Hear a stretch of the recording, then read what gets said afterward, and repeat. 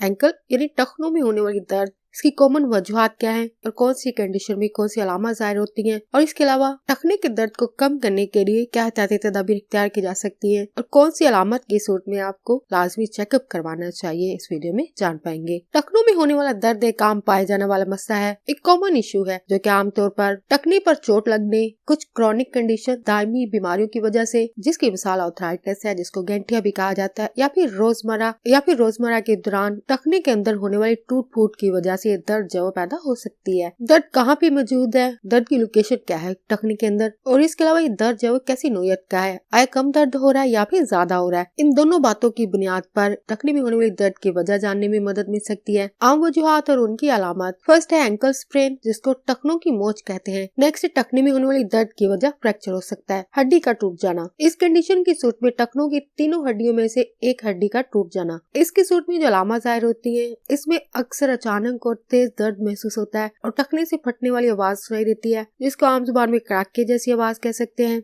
या हड्डी टूटने की आवाज। और इसके अलावा पाँव में नजर आने वाली आवाज या डिफॉर्मिटी, पाँव की शक्ल का नॉर्मल नजर ना आना, और इसके अलावा और खड़े होने पर अपने वजन को ही बर्दाश्त ना कर सकना जैसी अलामत शामिल हैं। नेक्स्ट जो कंडीशन इसकी वजह बनती है टेंडिनाइटिस। इस कंडीशन की सूरत में टेंडन्स के अंदर, टखनों के अंदर जो टेंडन्स है उसमें सोजिश पैदा हो जाती है, जिसमें एड़ी का पिछला हिस्सा जिसको एचिल्स टेंडन कहा जाता है, और इसके अलावा बैरूनी टखना जिसको पेरोनिल टेंडन कहा जाता है। इस कंडीशन की सूरत में टखने में दर्द महसूस होता है, जो कि आपकी किसी भी एक्टिविटी को काम करने की सूरत में, बॉडी को हरकत देने चलने फिरने की सूरत में दर्द जो है वो मजीद बढ़ता जाता है। नेक्स्ट इसकी वजूहात में आर्थराइटिस, गैंठिया की जो किस्म है, ऑस्टियोआर्थराइटिस जो कि वेयर एंड टेयर की वजह से पैदा होती है, जो कि हड्डियों में होने वाली टूट फूट की वजह से पैदा होती है, या फिर आर्थराइटिस की दूसरी किस्म जिसको रिमोटाइड आर्थराइटिस कहा जाता है, या फिर आर्थराइटिस की दूसरी किस्म जिसको रिमोटाइड आर्थराइटिस कहा जाता है। ये ऑटो इम्यून सिस्टम के अंदर पैदा होने वाली खराबी की वजह से पैदा होने वाली कंडीशन है। इन दोनों कंडीशन की सूरत में जो अलामत जाहिर होती हैं, टखने में स्टिफनेस होती है, यहाँ पे सख्त महसूस होता है, सूजन होती है और एक हल्की सी दर्द का एहसास जो महसूस होता है, जो कि अक्सर सुबह के वक्त जो ज्यादा बदतर होती जाती है, ज्यादा बढ़ती जाती है। ये दर्द सुबह को ज्यादा महसूस होता है। नेक्स्ट टखने में पैदा होने वाली दर्द की वजह कंडीशन गाउट है, जो कि आर्थराइटिस की एक किस्म है, जो कि यूरिक एसिड क्रिस्टल की वजह से टखने में सोजिश की वजह बनता है। इसकी अलामत में अचानक शदीद दर्द महसूस होता है और टखना जो है वो सुर्ख महसूस होता है, रेडनेस होती है यहाँ पे, और इसके अलावा टखने में गर्मी महसूस होती है, यहाँ पे ये गर्म महसूस होता है, जो कि अक्सर रात के वक्त जो है वो ज्यादा महसूस होता है। रात के वक्त यहाँ पे ज्यादा गर्म महसूस होता है। नेक्स्ट इसकी वजह है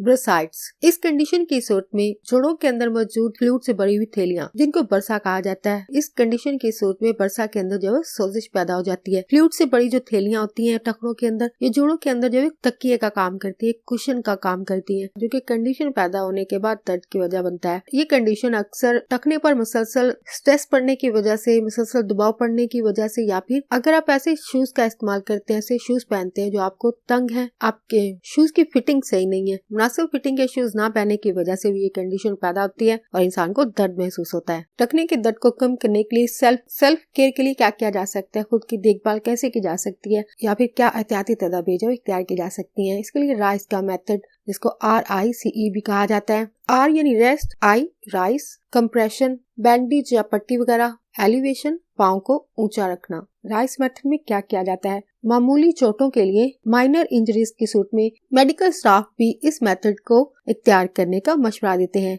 ये लोग अक्सर पहले 48 से 72 घंटों के दौरान राइस का तरीका जो वो इख्तियार करने को तजवीज करते हैं। इस तरीके में सबसे पहले रेस्ट करने के लिए कहा जाता है। ऐसी सरगर्मियों से, कामों से परहेज करना चाहिए जो कि दर्द की वजह बनता हो, या फिर इंसान खुद का वजन भी बर्दाश्त ना कर सके। ऐसी सूरत में आपको लाजमी आराम करना चाहिए। नेक्स्ट है बर्फ, आइस। हर चंद घंटों में 15 से 20 मिनट के लिए आपको कोल्ड पैक लगाने की जरूरत होती है। बर्फ से टकोर करना चाहिए, लेकिन इसके लिए भी आपको थोड़ी सी एहतियाती तदाबीर पर अमल करने की जरूरत पड़ती है। जब भी आप बर्फ को पाँव के ऊपर रखें, उसको रखने से पहले एक तौलिए के अंदर लपेटकर इसको तौलिए में लपेटकर पाँव के ऊपर रखें, क्योंकि पाँव की स्किन पर डायरेक्ट अगर बर्फ रखते हैं तो स्किन को जो डैमेज कर सकती है। तो स्किन को महफूज करने के लिए बर्फ से टकोर करने से पहले इसे तौलिए में लपेटकर इस्तेमाल करें। नेक्स्ट है कंप्रेशन। कंप्रेशन मेथड में आप जोड़ों को सहारा देने के लिए और सूजन को कम करने के लिए एक लचकदार पट्टी का इस्तेमाल करें, लेकिन इस बात को यकीनी बनाएं कि ये ज्यादा तंग नहीं होनी चाहिए, थोड़ा सा लूज रख के इसको बांधना चाहिए। नेक्स्ट है एलिवेशन का मेथड। पाँव को थोड़ा बुलंदी पर रखना, अपने टखनों को अपने दिल की सतह से ज्यादा ऊपर रखें। इसके इसके लिए आप पाँव के नीचे 2 से 3 तकिए रखकर टखने को जाओ थोड़ा सा ऊपर कर सकते हैं। नेक्स्ट है कौन सी अलामत की सूरत में आपको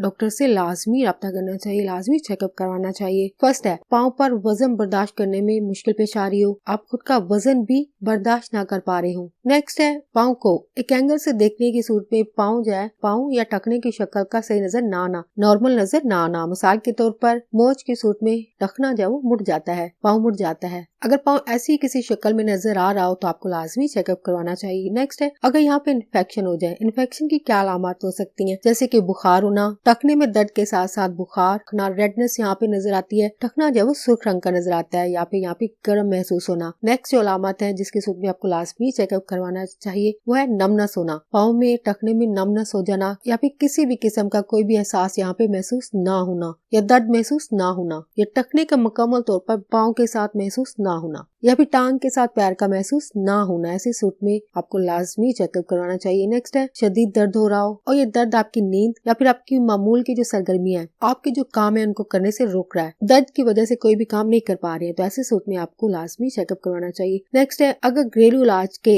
1 से 2 हफ्तों के बाद भी कोई भी बेहतरी महसूस ना हो, इम्प्रूवमेंट ना हो, तो ऐसी सूरत में लाजमी चेकअप करवाएं।